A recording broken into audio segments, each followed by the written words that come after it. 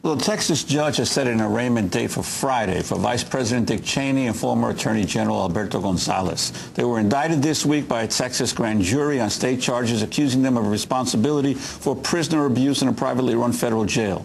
Cheney, Gonzales, and the others named in the indictments will not be arrested and do not need to appear in person at the arraignment, the judge said.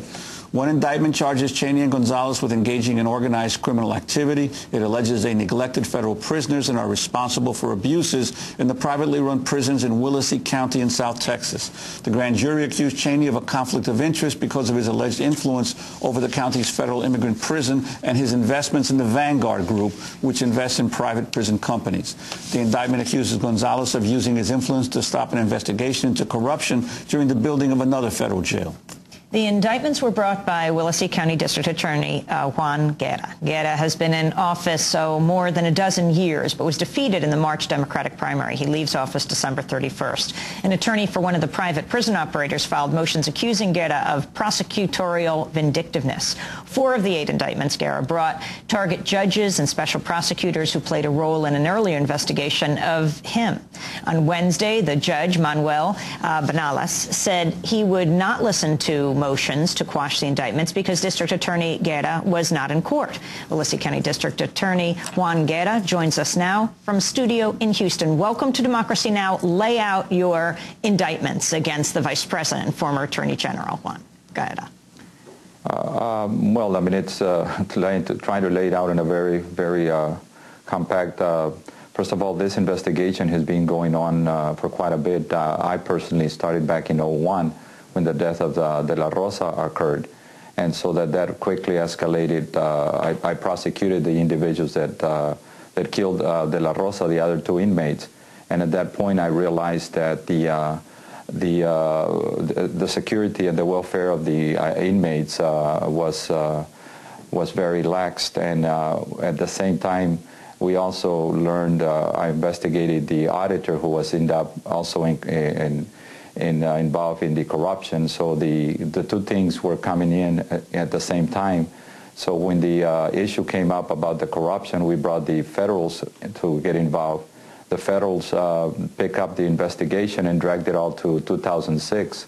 In November 2006, they convicted the commissioners and Cortez, who worked for a private prison. But then a week later, Cortez and commissioners were given only a 3-month sentence, and at that point, they basically shut down the investigation. The U.S. Attorney for the Southern District, who was under investigation, informed me that the investigation was over, even though just a week prior had told me that these individuals were given very light sentence because they were bringing down higher ups. So that stopped the federal investigation. That was in '06.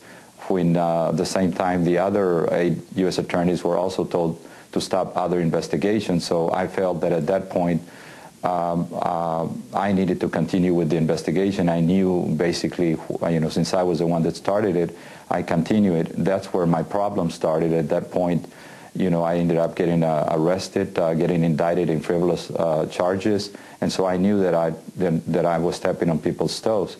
The person that indicted me was Marvin Masbacher, who was there when we started the investigation, working under the Cheney and Bush administration. He was an attorney working under them, so they brought him in, Marvin Masbacher, an ex-U.S. attorney for the Southern District, to go ahead and indict me. So we continued tracking the money all these years, and finally my charges were dismissed about 2 weeks ago after 18 months of being indicted, and of course that hurt my being elected.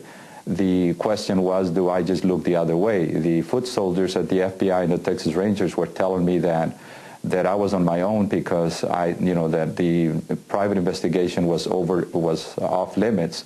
So I continue on my own and gathering information. 4 months ago, we started Operation Goliath when they thought that I had already lost the election and that the investigation, it was pretty much over. And so that kind of left me open because nobody knew that I had started the investigation again. And so not even my staff, nobody knew. In my little county, I was working out of my office, and I only trusted very few people. So we started bringing experts from throughout the country with regard to the private prisons, and then we started following the money. Just to get clear now, the relationship of Cheney and Gonzales to the what you say is corruption and mistreatment of prisoners in private prisons. What was their connection to this? Well, the connection, it's organizing criminal activity. It has all the elements. Our Vice President Cheney is at the very top, and he has a lot of influence on ICE and Homeland Security. They determine how much money they're going to pay the private prisons per person. So right now, the contracts go to the GEO Group, which is one of the highest, the biggest private prisons, CCA, and Carmel. Now, these three are the biggest company. When you round up the inmates, this is where they end up. Their money they're getting paid right now it's at $80 per person per diem. It used to be $54, now it's $80, and that's controlled by the administration as to how much money they're going to pay per person.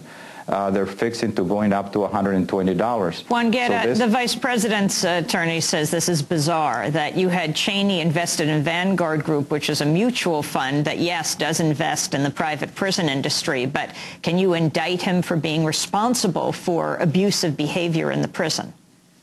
Well, yes, because again, you have the activities, the criminal activities, that his involvement is that he is aware with the Vanguard Group. The Vanguard Group is invested. It's a top 10 companies that are investing on the three top private prisons companies, the private prisons.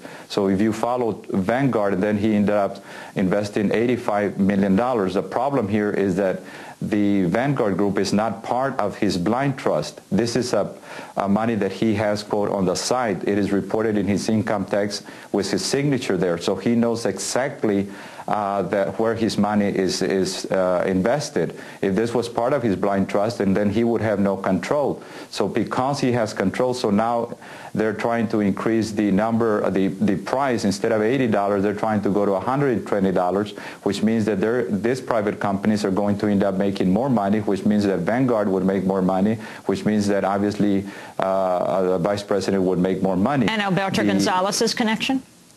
That's one. You have the top boss, which is vice president, and then you have Alberto Gonzales, the enforcer, to making sure that criminal activity which is going on in the private prisons. We had numerous of deaths that are occurring throughout our country.